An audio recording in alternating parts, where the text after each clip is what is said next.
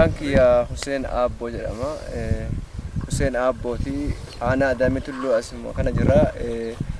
Irrigation ni yookaan waldaan kiyya waldaa jallisii itti fayyadamtoota bishaan jallisaa lakkoo malkaatiin isarraayi cooperative miseensa gara nama 104 qabna lafas hektaara 45 irratti hojjetaa jira. He says that his name is Hussein Abbo and he represents a cooperative which member is like 105 and they have a size of like 45 hectares of land and the name of the cooperative is Halako Malkateso Irrigation. Halako Malkateso Irrigation. So that is the name of their cooperative, and that is he is a chairperson there.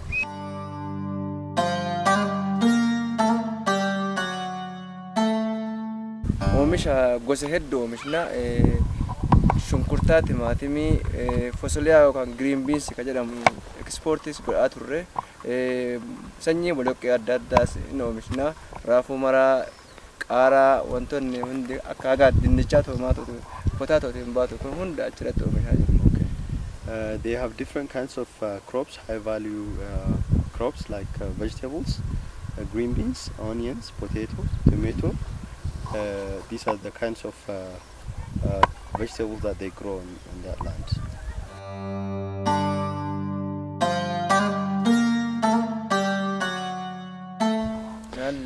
Fertilizer wanti xaa'oo itti dabalaa jirru xaa'oon daapii fi yuuriyaa yeroo ammaa nu biratti kan nu baratamaa ta'ee hojjetaa jiru. Xaa'oon daapii fi yuuriyaa kun ammoo hektaaraaf duraaniin gara kumtaala tokko kumtaala lama qofa nu barbaachisaa ture. Amma ammoo hektaara tokko qofaaf gamma kumtaala 8 nutti dhufee jira. The main fertilizer, the main input they use is urea and DAP. And it used to be like 2 quintals of urea and DAP they used to use, but nowadays that has increased to 8 quintals per hectare per given season.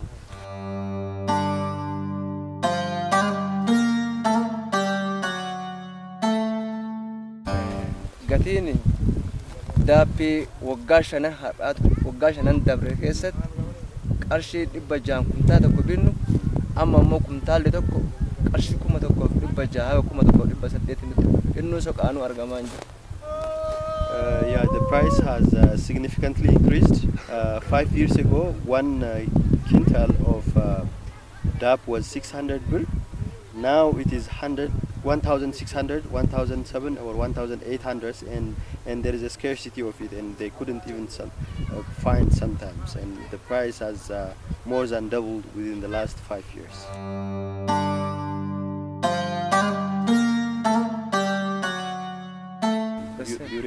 Yuriyaan duraan yoosan jechuun kuntaalli qarshii 400 haga 500 bitamaa ture. Amma ammoo kuntaalli tokko qarshii 1,000 haga 1,400 bitamaa jira. The urea has got also the similar trend. It used to be 400, 500 birr. Now it is 1,400, 1,500 birr.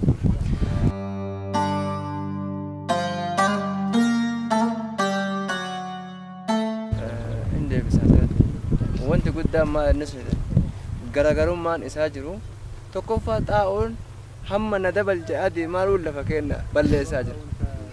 Lafti amma maal ta'aa jira yeroo ammaa akka waan tokkotti oomishna jiru oofaa jira. Inni kun miidhaa xaa'oon nutti keessaa jiru. Inni lammaffaan ammoo compostii wal bira qabne yoo ilaallu compostiin hamma tokko lafatti yoo daballe boqonnaa nuu kenna. Yeroo lammaffaa ammoo xiqqeessaa akkaataa ammatti barataa jirru. Kun waanuma dura akka aadaatti illee muuxannoo qabna. Compostii fi kun garaagarummaa guddaa qaba. Gara bishaaniitiin ammoo bishaan illee maal godhaa jira lafti keenya kan tanaan dura torbaanitti guyyaa 8tti bishaan dhufu amma ammoo guyyaa 2-8 nu deebisee jira. Lafa gossee nu jedha balleessaa jira. Kun garaagarummaa isaa eessa waan xiqqoo jedhamu hin barbaadu. He says that there is a threat into their farming system because they only use chemical fertilizer, and that the cost is getting higher, and if the status quo is maintained, if things continue this way, they may have to leave their land within the coming few years time because it's no more giving product. They are really scared of what is going on their land, and the other thing is also they have to put more water into it, because it used to be like before every 8 days they water it. Okay, now that has gone down. Every three days you have to water it. You have to put more water into it, and they are really scared. But similarly, they have tested some compost in some areas, and compost is giving them some rest. They don't have to put compost every time. So once they put compost in one area, so they have to wait for a few time, like years or so. And they have seen the significant change, and hope is into the compost of their farming system. inni biroo ammoo maayikiroobaakteeriyaa rammoolatti xiqqoo biyya keenya gabbisan xaa'oo daabbii kun lafa jala kan fixaa jiru yoo ta'u ammoo kompoostiin kun nu gabbisaa deema. Gabbisuu isaa ammoo gama birootiin oomishni keenya hin dabalu.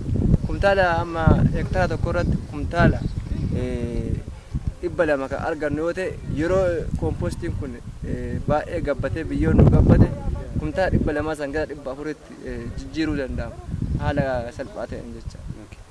He also says that the farmers know that chemical fertilizer is killing their soil, and it's killing the microorganisms inside the soil.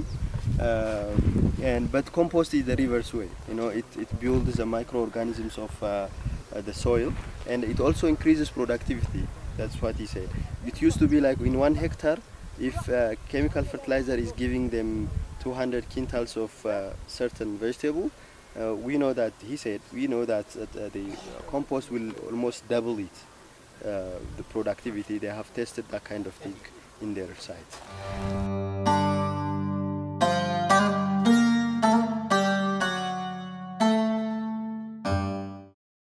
Productivity nuti ammoo maal irratti xiyyeeffataa jirra? Kumtaala 50 qarxii tokko irraa yoo jennu fakkeenyaaf hektaara tokko irratti kumtaala 200 kan argannu sun maal nu jalaa gabbuu sababa nu jalaa gabbuu isima san faana hordofuu ol deemaa jirra malee kumtaalli achiin sochoon kumtaalli tama yoo waggaa sanii arganna san haga xaawulutti dabalaa deemaa jiru sababa kamiin faana deemaa jirra kumtaalatti maan duraan argannu sun gadi hin bu'inidha. Garaagarummaa biraa nuuf fideetiin. He says there is no change in productivity. We have increased over the last 5 years the productivity to from 2 quintals to 8 quintals, but the productivity remains the same. For example, he says from 1/4 of a hectare, we were getting like 50 quintals of product, but the productivity remains the same when we use also 8 quintals of chemical fertilizer. They keep on putting more and more chemical fertilizer just to maintain the 50 quintals, not to increase. They haven't seen any increment on the productivity. Wanti goonu tokkoffaa jechuun waan dhaamanna jenna dhaamanna. Inni tokkoffaan dhaamannu nuti biyya keenya sababa xaa'oo kana lafa keenya gadi dhiisuutti deemaa jirra. Inni tokkummaa inni haala kompoostii jalqabdan kana jalqabdee nu agarsiisuu qofaa osoo hin ta'in humna qabdaniin daddamootummaa kanaa taatanii humna qabdanii nu dadda dhaabattanii nutis jijjiirama keessa akka galluuf eebjuu qabna. Eebjuu kana gara maalitti nu agarsiisuu qabdan gara dhugaa ta'ee realitiin argannutti akka nu deemtan ammoo baay'ee isin dhaamanna. Inni biroo ammoo kanaan nu ga'uuf sadarkaa kana keessa nu galchitanii biyya keenyatti naannoo keenya kanatti wanti akkanaa mul'atee qotee bulaan hundi isaa akka fayyadamaa ta'u abdiin qabna. Kanaan nu fiduu keessaniif ani gama gootiin kanas nu argisiiftanii bor gara hojiitti nu jijjiiruuf yaada qabdaniin baay'ee isin galateeffadha. Isinuu galatamaa jechuudha. He says that he has a message he wants to deliver it to Soil and More.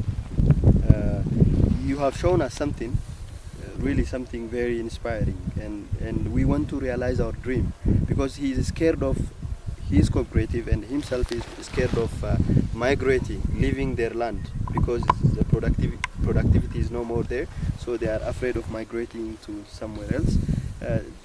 He says, please come to us and bring this dream into reality for us, and we really want to work with you, come together, work with government, work with other stakeholders, and we want to realize this dream with you, and we also would like to thank you for showing us this very inspiring kind of project. That's what he said, and he would also say thank you very much for really showing us something very inspiring, and we are now dreamful kind of thing.